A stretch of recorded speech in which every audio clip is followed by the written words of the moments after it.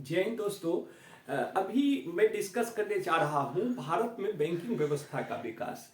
तो इस टॉपिक को पढ़ने से पहले एक बात मैं कहना चाहूंगा कि अंग्रेजों के आने से पहले ही भारत में जो है ऐसा नहीं कहा जा सकता है कि बैंकिंग व्यवस्था नहीं थी। अगर देखा जाए तो जगत सेठ जो सिराजुद्दौला के समय जो है क्या होता था, एक बैंकर्स हुआ करता था और उसी के द्वारा क्लाइव के फेवर में क्लाइव को उसने समर्थन दे दिया था, जिसके कारण जो है एक बहुत बड़ी अर्थव्यवस्था सिराजुद्दौला के विरोध में चली गई।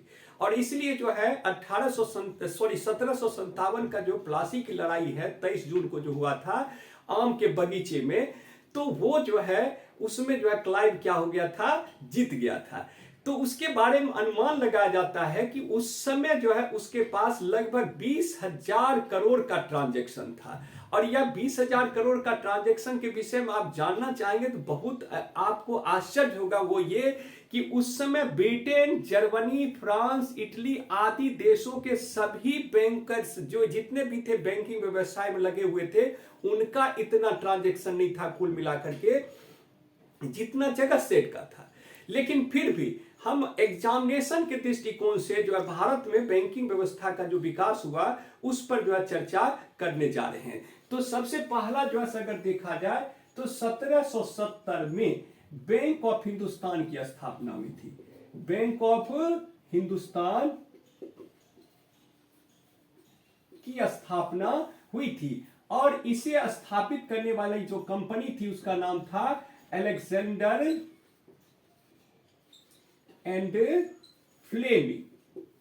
ठीक है, तो इस बैंक की स्थापना जो है, और ये कहा जाए कि अनौपचारिक जो है पहले हुआ करता था, अब औपचारिक हो गया, यानी एक सांगठनिक रूप से यह कार्य आरंभ हुआ। और साथ साथ जो है 1786 में देखा जाए तो 1786 में general bank of India, general bank of India की स्थापना की गई थी। किसकी स्थापना की गई थी? लेकिन दोनों बैंक क्या हो गए?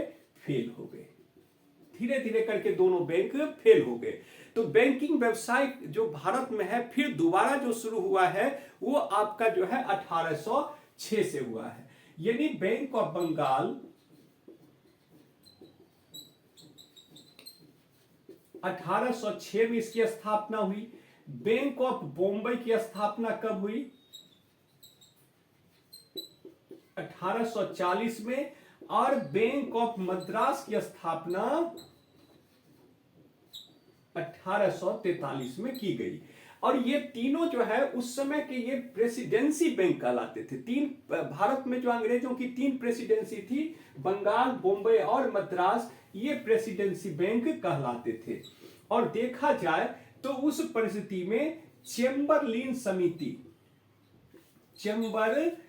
समिति की सिफारिश पर यह देखा जाए तो 1921 में इस बैंक को क्या किया गया, इस बैंक को सबको मिला दिया गया, जिसको मर्जिंग कहते हैं, विलय कहते हैं, और उसका नाम रखा गया इंपीरियल बैंक। इंपीरियल बैंक उसका नाम रखा गया। तो इस तरह से जो है देखा जाए तो कुल मिलाकर के जो है इंपीरियल बैंक जो है भारत में पहला जो है जो सरकार को केंद्रीकृत जो है सुविधा उपलब्ध कराती थी पूरे देश में, तो पहला केंद्रीय बैंक के रूप में ऐसे इंपीरियल बैंक ऑफ इंडिया को माना जाता है। यद्यपि जो है वास्तविक केंद्रीय बैंक जो है भारत का पहला वो आरबीआई था और आज भी है। और यही जो है अगर देखा जाए तो एडी गोरबाला समिति के सिफारिश पर 1955 में इसी बैंक का जो क्या किया गया, राष्ट्रीयकरण कर दिया गया और उसका नाम एसबीआई रखा गया। तो अगर एसबीआई के विषय में जो है विशेष जानने की बातें हैं तो वो ये है कि एसबीआई अपनी स्थापना जो है बैंक ऑफ बंगाल से जोड़ता है। और ऐसी परिस्थिति में भारत में ओल्डेस्ट कार्यरत सबसे जो है माने सबसे पुराना कार्यरत बैंक एसबीआई को ही माना जाता है। अभी पीछे जो है यह 217वां अपना जयंती, स्थापना जयंती मनाया था। ठीक है दोस्तों, नेक्स्ट अगला अगर हम देखें तो एक जो है 1881 में अवध कमर्शियल बैंक की स्थापना की गई। तो ये सीमित दायित्व के द्वारा, सीमित दायित्व के आधार पर भारतीयों द्वारा स्थापित प्रथम बैंक माना जाता है। ये ध्यान रखना है कि सीमित दायित्व के आधार पर, अर्थात इसका जो कार्य क्षेत्र था सिर्फ फैजाबाद तक लिमिटेड था। लेकिन 1894 में जो पंजाब नेशनल बैंक पीएनबी की स्थापना की गई थी, इसे जो है ये कहा जाए कि पूर्ण दायित्व के आधार पर भारतीयों द्वारा स्थापित ये प्रथम बैंक, भारतीयों द्वारा स्थापित यह प्रथम बैंक माना जाता है।